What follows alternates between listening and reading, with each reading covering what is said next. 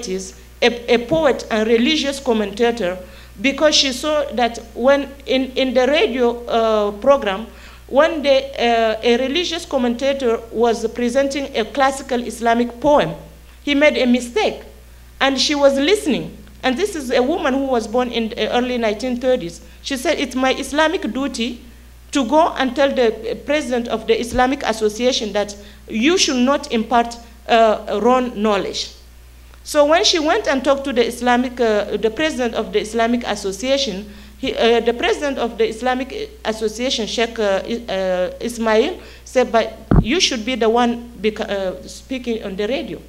So you see, but that heritage come back in the 90s. Imagine in the 30s, somebody in the 30s who didn't have access to French education, but now become visible. So this is Malama Aishatu Danchendu. We hear her on the radio, and one of the, we used to hear her in the 90s, mid-90s all the way towards the end, calling for the need to educate Muslim women, and it is a duty within Islam and to seek knowledge even if it is in China.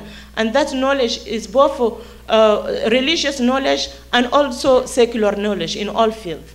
So I want to show, so this is the generation of women who are exposed to literacy practices, but when you look at the ratio of literacy in general, they don't take into account this form of literacy. This is what a dimension that my brother Folu will be discussing. And so this is the school. This one is a midwife. She has her own private clinic. She went to secular school, but she was trained by the grandmother, Malama Aishatu, that we saw earlier, and both she and her mother were part of that school.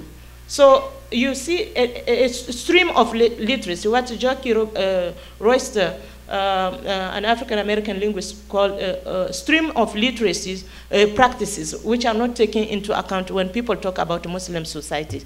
So this is another form, the one who are writing on this traditional slate. You see a diversity of also the medium on which writing is practiced among women.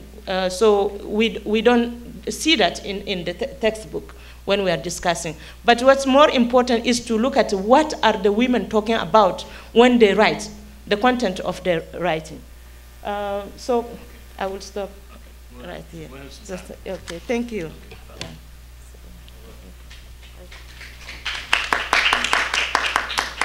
I have a PowerPoint here too, so you have a PowerPoint. It's in the same flash drive. Okay. Oh, is it in the same? Flash Oh, drive. very good. So we need to exit. Okay, fine.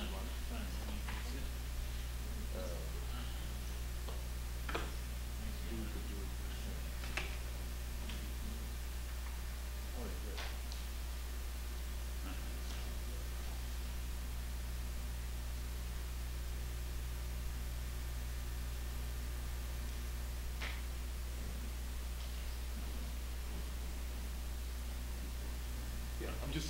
Want me to Yeah. advance for you? No, that's fine. I'm gonna. Can you hear me? Okay. Yeah. Okay. Good. Since we only have about 8 minutes. Yeah. Oh, okay. Because there are some particular slides that I want to see because we only have about 8 minutes, and so. Okay. So in general, I don't have time, of course, to go through all the details that I planned for, but the key is to address the issue that African knowledge is mostly oral. That is always known, and that's what we hear about knowledge production about Africa. And so that African knowledge is oral, and that if it is not oral, it has to be found in European languages. Okay? And so those are the first problems that I think need to be addressed, because that is only one part of African knowledge. Okay? There is local, and there has been local knowledge in African languages written with a modified Arabic script, the same way the Latin script was modified to write Spanish, to write English, to write German, to write all other European languages. It's the same way that the Arabic script was also localized for centuries to write African languages. And so that body of knowledge needs to be engaged for people to have a better understanding of African perceptions of history. Okay? And so this talk is really about that. what I will do, I'm just going to jump ahead and show you the different layers of literacy that have not been taken into account in knowledge production about Africa. I have focused on several languages, but for this talk, I'm just going to focus on Wolof. Some of the key arguments, the reasons why Ajami literature has emerged, is the same that you find in Latin traditions, okay? And they generate literacies like translations of interpretation of Islam, satirical, polemical, and protest poetry, biographies, eulogies, and genealogies, talismanic resources and medical manuals, historical record, and some of these we have also found in the Americas, okay? In Haiti, in Brazil, we have African-American writing, enslaved Africans in the Americas that have not been, and if I had time, I have some texts here of, that are not yet studied, of writings in the Americas produced by enslaved Africans in the Americas. It's too bad I don't have time, but if I had time, I will show you some examples. But these are the fundamental problems. The lack of interest is due to several factors. One, the widespread assumption that knowledge of Africa is either oral or in European languages, okay? And racist assumptions that writings of black Africans have no value, and the scarcity of the scholars with the who have the appropriate linguistic skills, but who have no interest in these languages. And of course, the assumption that the lack of communication between the two groups. I don't have time to go through this and show you how they made the modifications to write African languages. But this is the scholar, a picture of a scholar who's written a book in response to French colonization and the French struggles with the Mourids. This is a local indigenous version of the Mourid history that is very different from the books published on the Mourids, written in French or English. Okay? So you get here indigenous. This is the table of content. I'm not going to be able to go. And this is very interesting. What we have here, we have local indigenous knowledge with information that could be very useful for historians. They quote their dates, Ayakashi, Yurushi. If you break these using numerology, you get exact dates. Okay? So these are very important, and you find some of these features too in the Islamic world. This is the genealogy. This is the genealogy. And these are African languages. The same way the Latin script is modified to write French and other languages, it's the same way. This is Wolof. This is a medical manual talking about how to heal Sochent, how to heal eye pain, and how to heal toothache, healing someone who cannot urinate, etc., etc., etc. Okay? And so here it raises one fundamental problem, and that is the arbitrary division that is often made between secular and religious. These are interwoven in African psychology, in African epistemology. These are not different. Because you could be a good murid and be a good fan of Madonna. These are not mutually exclusive. And that's very important as you study. And here I am trying to pretend to be a good murid. And here, this is just a road sign to show you the different literacies, from the elite to the masses. This is a local healer who is looking for a business. He's not very popular. Of course, he's blaming the fact that his business is not booming because people don't know him. He's saying Serine Lo is a healer and a fortune teller. Anything you want is available at this location. Your problem will be solved, God willing. Serine Lo is very knowledgeable. He's not well known, but now he's doing well. The distance. So this gives you an idea of the different layers of literacy. Okay? And this is a house of a construction that I have in a village in Senegal, and I had my uncle taking care of it. I didn't know that he was taking everything in Ajami until I came to see him. And if you could read this, so you have cement, bricks, I mean, all the transactions, are recorded in Ajami. Okay? And this is one thing that I found on a wall for those who always think that Ajami is exclusively religious. This is clearly not religious. Because urinating prohibited at this place was communicating a message to Ajamists who live there. Okay? And so this is very important, and this is recently something that I've discovered this summer. I didn't know about this. This was written by Serigne Bay Jaxate, 1875, 1954. And this is about hunting. There is nothing religious about this. This is about hunting. And so here it brings another layer of research interest that I didn't know about, which is the illuminations, the ink, the design. I have shown this to Cynthia Becker, our colleague in art history. She says that she doesn't see any links between this and the Arab world, or between this and the medieval text. I don't know. Okay. I think this is dissertation topics for PhD students and graduate students like you. This is another design that I found this summer. And this, I want to conclude with this. This is a text that I found in Mandinka, cursing Adolf Hitler. And so this text is written by a Mandinka whose disciples were being drafted. Because Seju was a Mandinka, was a French post. And so he's writing about that. This is his son. They called Hitler Hitler. This was his contribution. This was his contribution to defeating Hitler. Okay? And he says, Hitler, the German, has brought evil to this world. May God take away his evil. If he is assisted by powerful demons, may those demons be destroyed. If he is helped by his political skills, may those skills be lost for good. May God bring him evil. May God bring him evil on him. Okay. So that he may fear himself and his deeds. May God throw thunder on him to destroy his skull and flesh. May he be betrayed by his own doctor. May he make him drink poison until he is unconscious. May the great angel destroy his planes and make them catch fire in the air and fall. No young, and he's now getting personal because he's talking about the effect of the war there. No young man is here now. You caused our people and our guests to run away. The first to go away was Arfan Jemme. That's one of his people. Okay? Kamara, Maron, and many others. As for Damfa, he's very worried. His wife is pregnant and his children can't walk, so they can't run away. Okay? As for Kanjemme, he wept so hard, I felt sad for him. Evil is not good, Ikler. Ikler, may God destroy you inside your protected building. I think this is the bunker. Okay? Ikler, may you have the sickness of swelling belly and swelling genitals.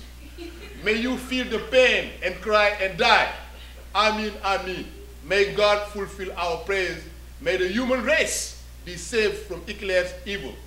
In the name of the Prophet, Sheikh Sadibu, whose curse is most feared. Okay.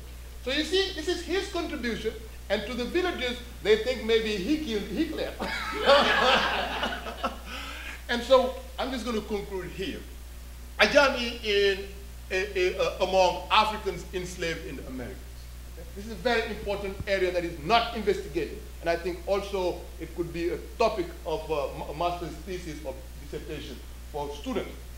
There is evidence of the presence of educated and semi-educated African Muslims in the 16th and 17th century in Rio de Janeiro, in Bahia in Brazil, in Jamaica, Peru, Belize, Guyana, Bahamas, and in Haiti.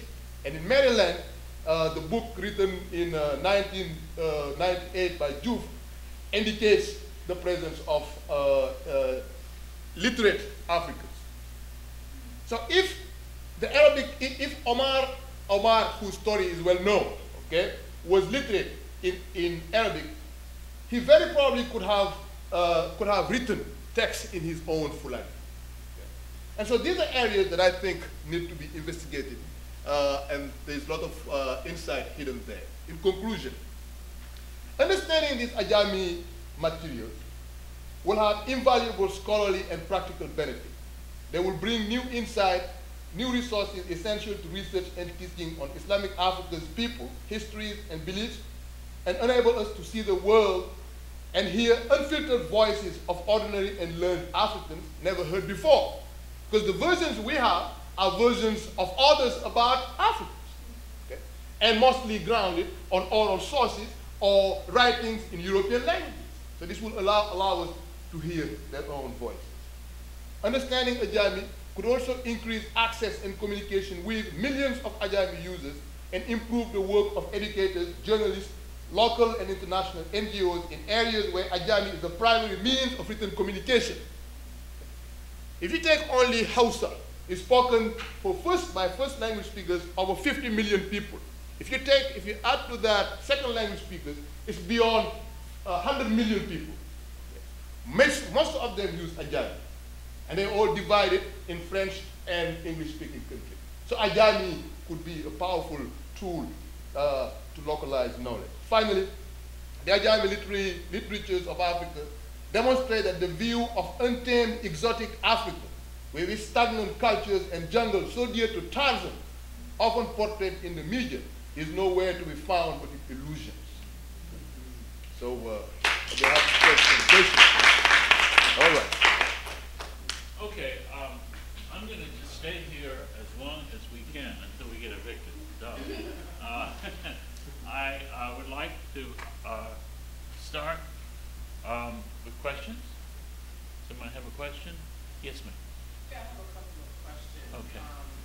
First of all, to you, sir, I had the opportunity to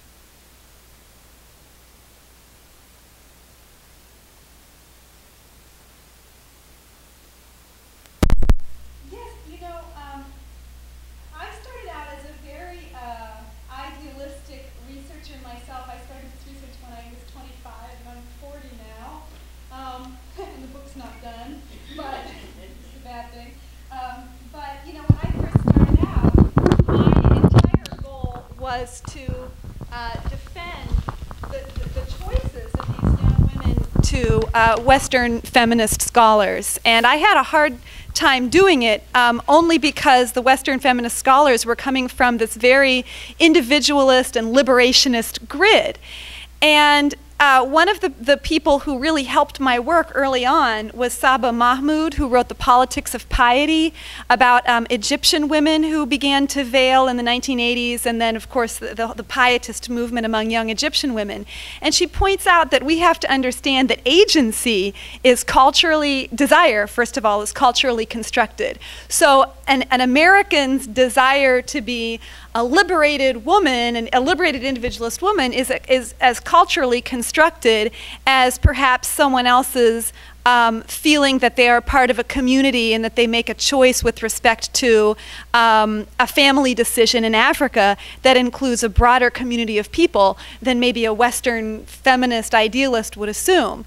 So I went along with Saba Mahmood's argument until I began over the last several years, tracking these young women's experiences as their husbands took second wives. And again, I can only speak for women who have the high school degree and above. I haven't had the chance to ask the same question to other women in the movement, or to really have the same discussions, I'll put it that way, with other women in the movement. And what I'm finding is they are working very hard. They're doing a lot of philosophical work to maintain their belief in the patriarchal perspective of Sunnite Islam. And it's not to criticize that perspective when I call it patriarchal, but if we look at it, it is in fact, there is a patriarchal system there. At the same time that they want to defend that, fulfill that norm, in the sense that obeying one's husband is a sign of respect towards God and respect towards many things that are written in the Quran, they are struggling with a great deal of sadness and jealousy that they aren't able to necessarily idealize in the way they did before they were married. And it's quite remarkable how many divorces there have been among the women that I have begun working with. And yeah, I notice it as well. I consider it emotional transgression. And one last thing is that when we talk about immigration, which is the second part of my work, and we talk about transnational Senegalese families, there are also many cases where Muslim Senegalese men here are married to women in Senegal who they don't get to meet. And then these young family members, they're typically family members, go and move to the husband's house, but they may never see their husband. They don't get to consummate the marriage, they don't get to have children, and they live as daughter-in-laws in the house. And I have begun getting the chance to speak with some of these daughter-in-laws and talk to them about their feelings as well. And many of them are not as highly educated, and I'm also hearing a lot of sadness and frustration with that experience. Also, yeah. Okay. Hope I didn't take too long. Yeah, I mean, I agree with you exactly. I mean, there's just, you know, too much information out there written by Africans for centuries that have never been accepted as part of knowledge. And so the big problem, I think, now is to train the first generation of students and scholars to be able to access those informations. And so the information, I only talked about Ajami, but as you said, Tifinagh, local script, Vai in Liberia, local script, Bamung in Cameroon. I mean, they're just many other, but the assumption that has always been there, that knowledge about Africa has to be oral.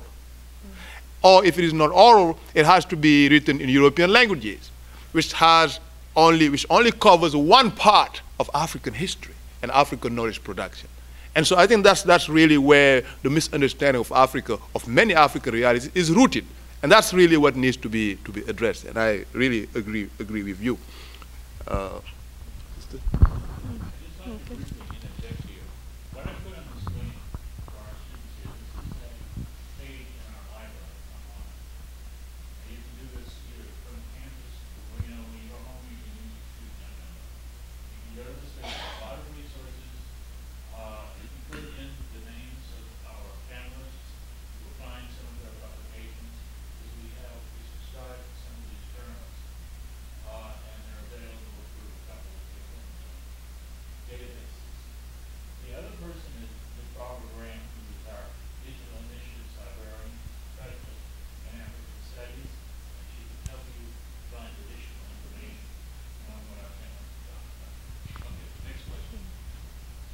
Could I add something to that briefly? In my talk, I gave a list of research questions that I think are interested in looking into about women's experiences in transnational families. And as we were driving here, I was noticing all of the Ethiopian stores, and that we're close to an Ethiopian community. So if any of you are interested in doing local research in transnational families and you'd like to bounce off some ideas, or you'd like a copy of my list of proposed research questions that I haven't had the chance to get to yet myself, please email me and I'll distribute my email address after the talk. And to do some shame myself, I teach History 229, which is Africa to the 1800s, this fall, at Rockville. But this spring I'll be doing History 230, which is Africa since 1800. It's not online yet. Well, it's not online yet. But I'd like to let you all know about that.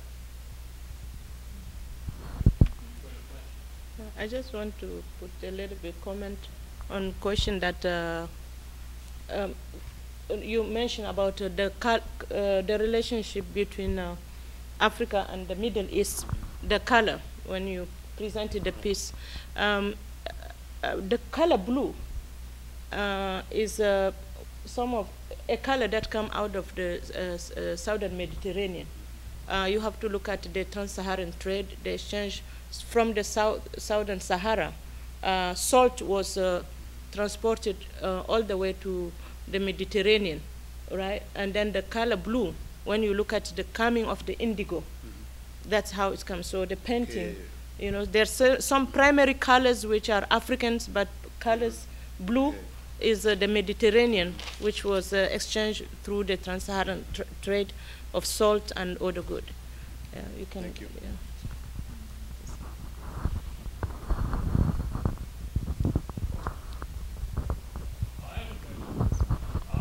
This is about African Muslim communities here. Maybe all three of you could answer. How do women who are Muslim in this country, are there differences?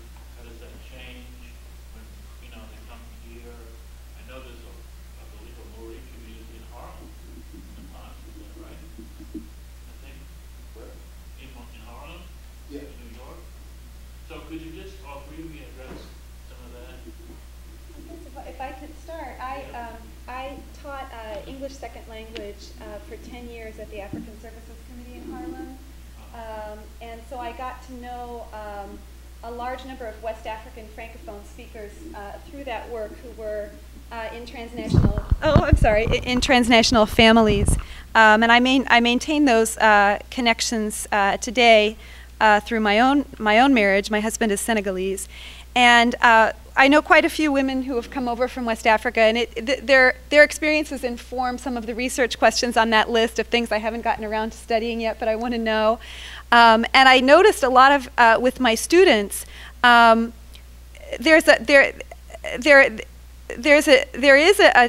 are changes of consciousness in coming over and arriving in the United States, particularly with respect to money and work, and choice.